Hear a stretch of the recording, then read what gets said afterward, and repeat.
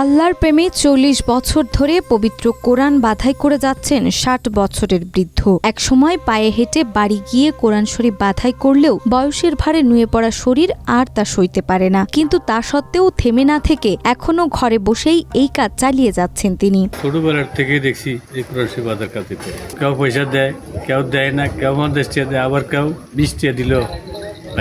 ভোলার চরফ্যাশন উপজেলার নীলকমল ইউনিয়নের চর যমুনা গ্রামের বাসিন্দা মৃত সৈয়দ উল্লাহ মুন্সির ছেলে মোহাম্মদ শাহে আলম। জীবনের ৪০ বছর ধরে তিনি একনিষ্ঠভাবে যুক্ত রয়েছেন এই ধর্মীয় কাজে। কখনো টাকার হিসাব রাখেননি, যার যতটুকু সাধ্য তিনি সেটাই গ্রহণ করেছেন খুশি মনে।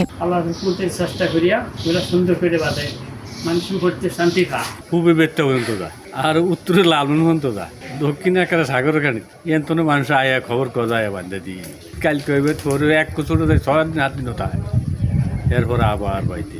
একসময় ভোরে ফজরের আজান শেষে তিনি বেরিয়ে পড়তেন কাজের সরঞ্জাম, বর্মা, সুই সুতো, ছাপার কাগজ, গাম ইত্যাদি নিয়ে। দিনের শেষে বাঁধাই করা কোরআন শরীফের বিনিময়ে যা পেতেন তা নিয়েই ফিরতেন বাড়ি। দিনে ৪ থেকে ৮টি কোরআন বাঁধাই করতেন। আয় হতো গড়ে ৩০০ থেকে ৬০০ টাকা। অধিকাংশই ২০ থেকে ৫০ টাকা, কেউ বা ১০০ কিংবা ২০০ টাকাও দিতেন। সবই ছিল সম্মানী।